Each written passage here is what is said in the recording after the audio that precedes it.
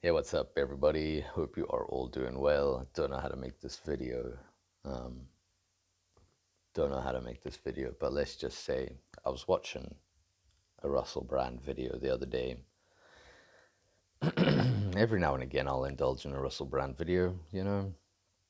I like a lot of his ideas and a lot of philosophies and stuff like that. They merge a lot with my ideas, and I guess a lot of people that would watch this channel's ideas as well, right? But I seen the video on him talking about drugs and how companies want to stop testing for drugs.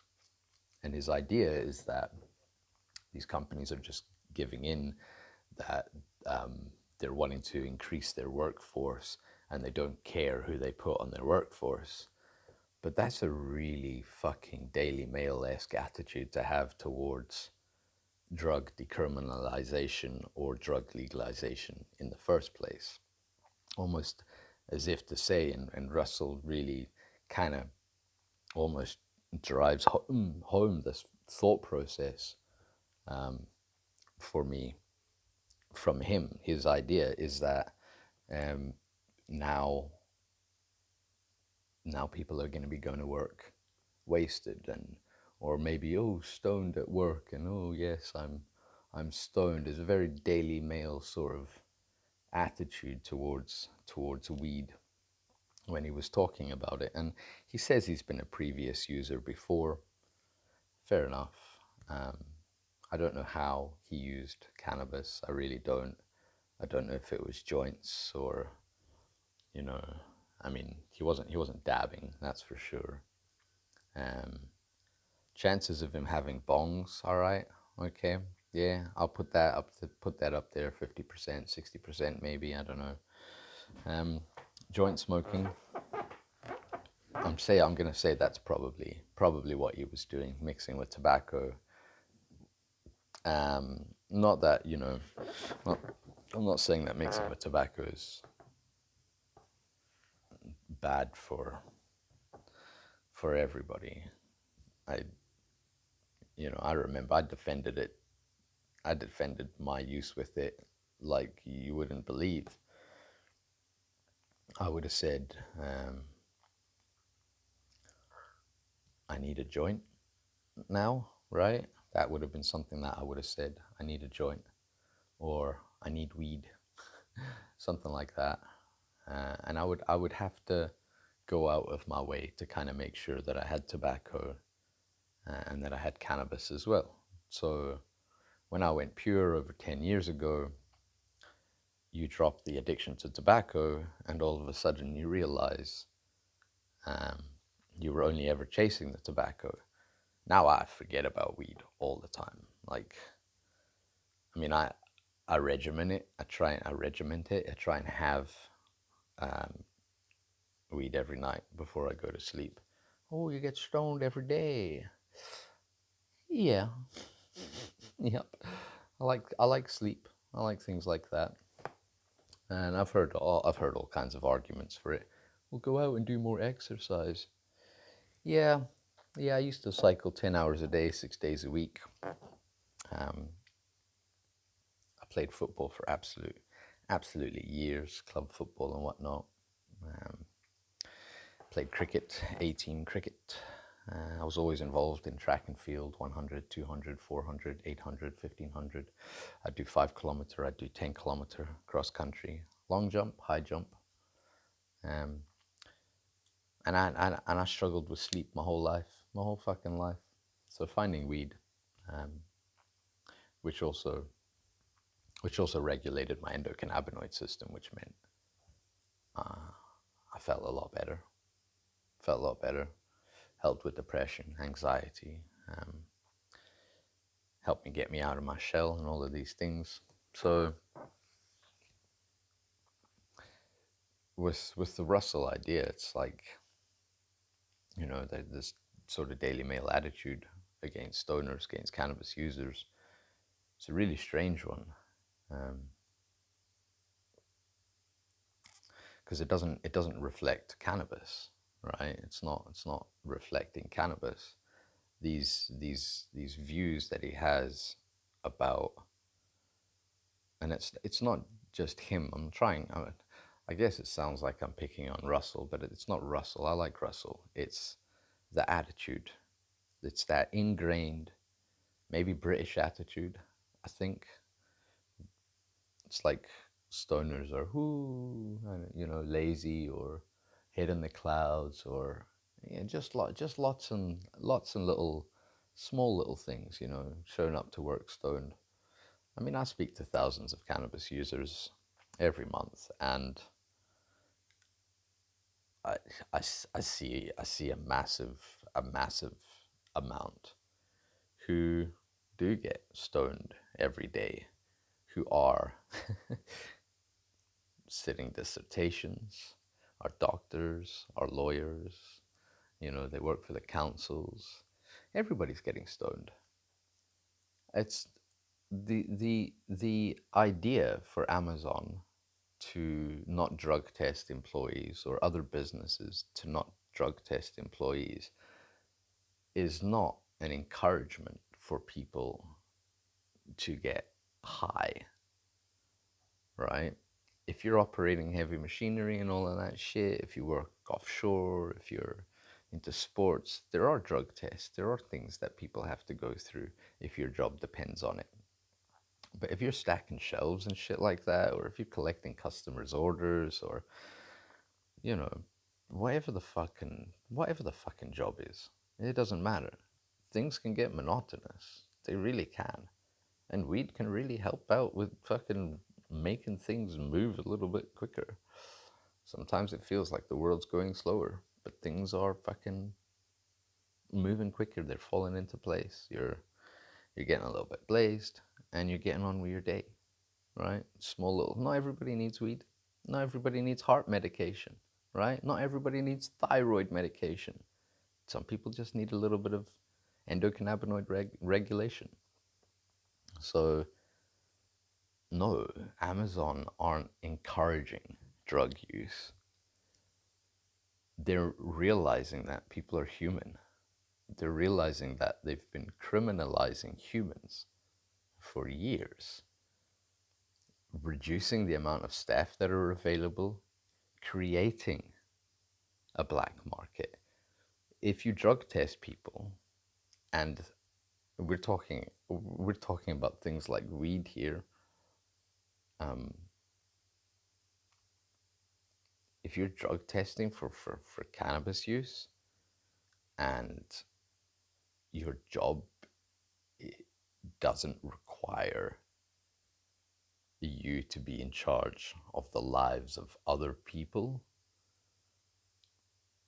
then all you're doing is removing otherwise law abiding citizens from a workplace, and you're creating an almost black market workplace for them, where the only jobs that they have available, these are people who've applied for a job.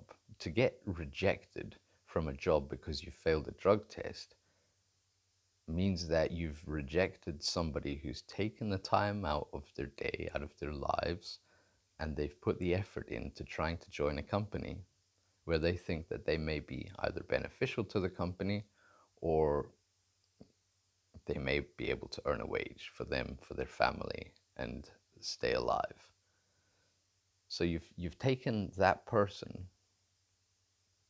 and you've absolutely destroyed them, saying you cannot work here. You smoke a little bit of weed. You're a cannabis consumer. And the idea is absolutely incredible, because once you've taken, say this person applies for two jobs and they both drug test jobs. One's an Amazon warehouse, I guess, and the other one is, working on a wind farm. And let's say he goes for the wind farm job first. It's a higher paying job, and he gets drug tested, and then he fails the drug test. All right, you might have heavy machinery you're operating all day or something like that. Maybe they don't want you to be at work stoned, which is fair enough. A lot of cannabis users do go to work stoned. probably even more, 10 times that, the amount, 50 times the amount, don't go to work stoned. They like to get stoned at night. They like cannabis the same as they would like alcohol, so they just swap one for the other. So you're taking that person who's now applied for a job at, let's say, a wind farm, and he's had all these high hopes, and then he's failed a drug test because, let's say, he's a weekend cannabis user. So now he applies for Amazon, a less paid job. He's already depressed, or they're already depressed. They're already anxious about applying for the next job. So now they're suffering a bit more mental health. And now they apply for Amazon and they fail the Amazon entry because of a drug test as well. So now you've taken this fairly confident person who has been able to apply for a job, and you've brought them down a notch. And then again, you've brought them down a notch. And now they're upset. Now they don't think they're good enough for anybody. You know, some of them might even stop the drug use and lead to other problems. So now it's okay. So now every night they might drink a bottle of whiskey before going to sleep. So now you've created another problem. You've created long-term problems, liver problems. Who knows what else that person will get into? Who knows what job they'll have to accept now? Who knows what that's done to their confidence? Who knows if they'll even apply for another job? Who knows if they won't go rob a bank or steal from someone's house or sell some drugs? So you drug test people, you create a massive black market for those people to exist because we're human. We gotta eat. You know, if we gotta eat, we're gonna do almost anything to make sure that we do eat. Some of us take it to the extreme. Some of us go out and we live on the street because we feel so beat down by society. Some of us will rob your house.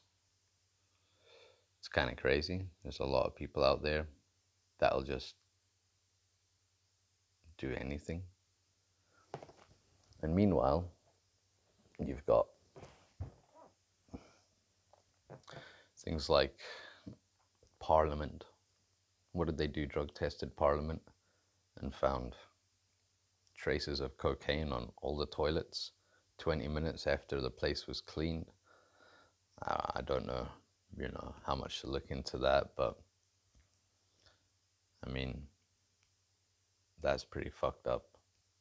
So you've got MPs taking cocaine in the bathrooms because it comes out of your system in like 48 hours. I know people in the army and people in the police who use cocaine on the weekends. Leaves the system fairly quickly. So essentially what it comes down to is just targeting cannabis users. It's very, very simple to do. We're a pretty chilled bunch. Too chilled for our own good, which is why it's still illegal. If we'd taken up arms like Al Capone,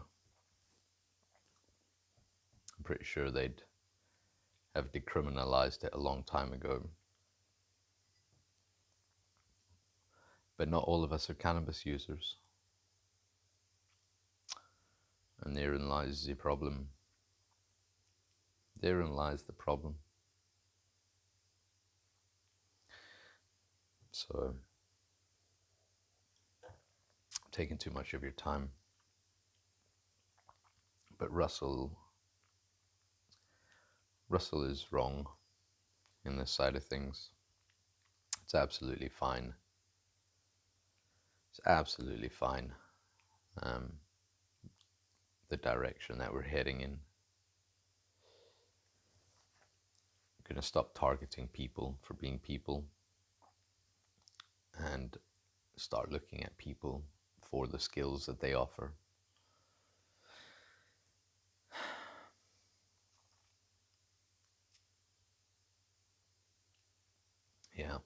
That's about it. Cool. Hope you have a good day. Have a day.